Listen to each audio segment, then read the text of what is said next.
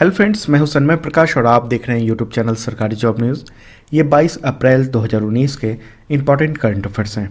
इसे the Hindu, Indian express सहित कई न्यूज़पेपर और पीआईबी रिपोर्ट्स के एनालिसिस से तैयार किया गया है। तो शुरू करते हैं बिना देर किए हुए। और हाँ, आप लाइक जरूर करना और कोई क्वेश्चन हो तो आप कमेंट कर सकते हैं। क्वेश्चन होगा, संयुक्त राष्ट्र ने भारत में किस दुर्घटना को 20वीं सदी में दुनिया की प्रमुख औद्योगिक दुर्घटना माना है? इंपॉर्टेंट क्वेश्चन है। इसका आंसर है भोपाल गैस त्रासदी। तो संयुक्त राष्ट्र के किस संस्था ने ये रिपोर्ट जारी की है? तो श्रम एजेंसी है, इंटरनेशनल लेबर ऑर्गेनाइजेशन यानी ILO, उसी ने ये रिपोर्ट जारी की है। और रिपोर्ट का नाम है the safety and the health at the heart of the future of work building on 100 years of experience. तो इस रिपोर्ट में भोपाल गैस त्रासदी को दुनिया की बड़ी औद्योगिक दुर्घटना में से एक बताया गया है। ओके, कब हुई थी ये दुर्घटना? ये भी इम्पॉर्टेंट बात है क्योंकि क्वेश्चंस आ जाते हैं। 1984 में हुआ था भोपाल में। यूनियन कार्बाइड जो कीटनाशक कारखाना था, संयंत्र था, वहाँ पर 30 टन से अधिक विषैले मिथाइल आइसोसाइनाइड, इसे शॉर्ट में कहेंगे MIC, उसके गैस का रिसाव हो गया था। उसकी वजह से 15,000 से ज़्यादा लोगों की मौत हो गई थी। और इसी वजह से संयुक्त राष्ट्र के इस संगठन ने यानी इंटरनेशनल लेबर ऑर्गेनाइजेशन ने इस दुर्घटना को 20वीं सदी में दुनिया की बड़ी औद्योगिक दुर्घटना में बताया है, एक है उसमें से। तो ILO जो है उसका मुख्यालय कहाँ है? तो जिनेवा में, स्विट्जरलैंड में। और महानिदेशक कौन है? डायरेक्टर जनरल तो गाय राइडर। ओके, अगला क्वेश्चन इंपॉर्टेंट है। भारत के पड़ोसी देश का मामला है। भारत के किस पड़ोसी देश में 21 अप्रैल को 8 सीरियल बम ब्लास्ट हुए जिसमें 200 से ज़्यादा लोगों की मौत हो गई? बहुत भयानक ये घटना हुई है। आंसर है श्रीलंका। देखिए, ईसाइयों के पर्व ईस्टर के मौके पर कई चर्च और 5 स्टार होटलों को निशाना बनाया गया और इन हमलों में 200 से ज़्यादा लोगों की मौत हो गई है और कई सौ लोग घायल हुए हैं।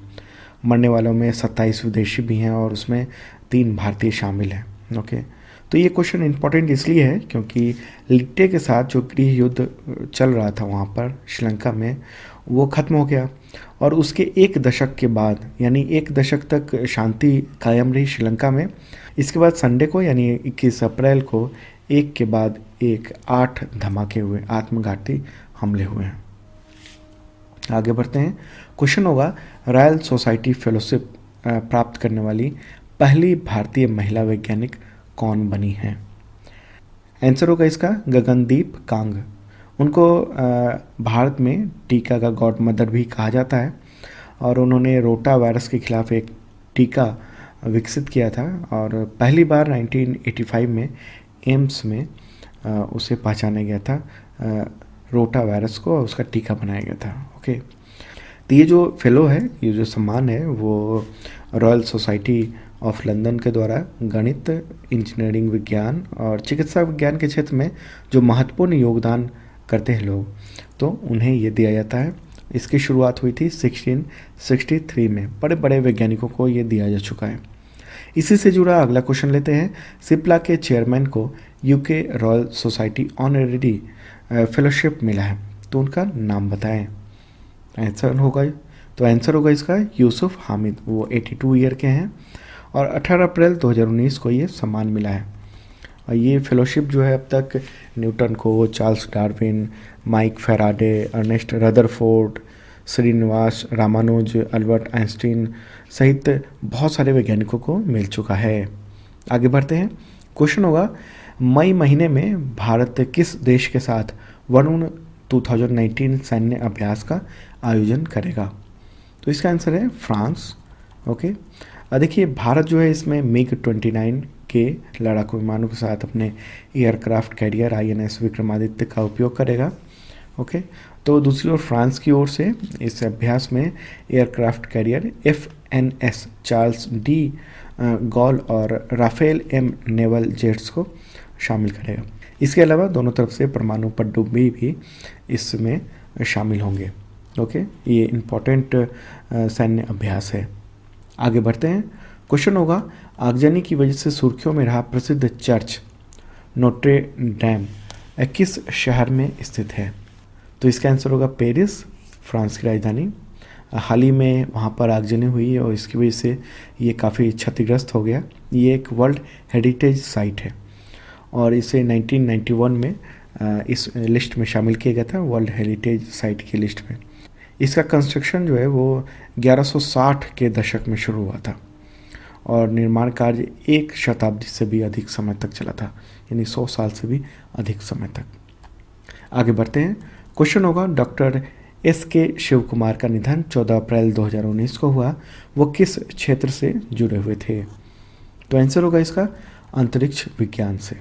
ओके, वो भारतीय अंतरिक्ष अनुसंधान संगठन उपग्रह केंद्र के निदेशक भी थे। ओके, उनका निधन हुआ है बेंगलुरु में।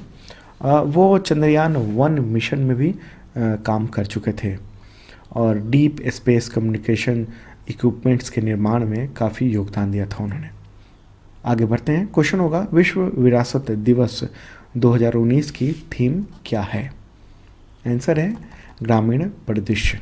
ओके, वर्ल्ड हेरिटेज डे 2019 की थीम है तो ग्रामीण परिदृश्य। देखिए, हर साल 18 अप्रैल को वर्ल्ड हेरिटेज डे मनाया जाता है। उद्देश्य क्या है इसका? तो दुनिया भर में सांस्कृतिक विरासत को बढ़ावा देना। और इंडिया में कितने वर्ल्ड हेरिटेज साइट हैं? देखिए, आप ज़रूर बताइए कमेंट बॉक्स में, इसका आंसर आप लिखिए। ओके, आगे बढ़ते हैं। क्वेश्चन होगा, केंद्र सरकार ने किस मंत्रालय के अधीन हिंद प्रशांत खंड यानी इंडो पैसिफिक विंग की स्थापना की है? इंपॉर्टेंट क्वेश्चन है ये। इसका आंसर है विदेश मंत्रालय। ओके, इसका जो मकसद है वो इंडो पैसिफिक क्षेत्र में जो है वहाँ पर अपना दखल बेहतरीन ढंग से रखना। इसका प्रमुख बनाया गया है, संयुक्त सचिव हैं विक्रम दोराईस्वामी। ओके, उनको इसका प्रमुख बनाया गया इस विंग का। आगे बढ़ते हैं। क्वेश्चन होगा, किस भारतीय संस्थान ने बैंकिंग और वित्त सेक्टर के लिए 5G लैब लॉन्च की है?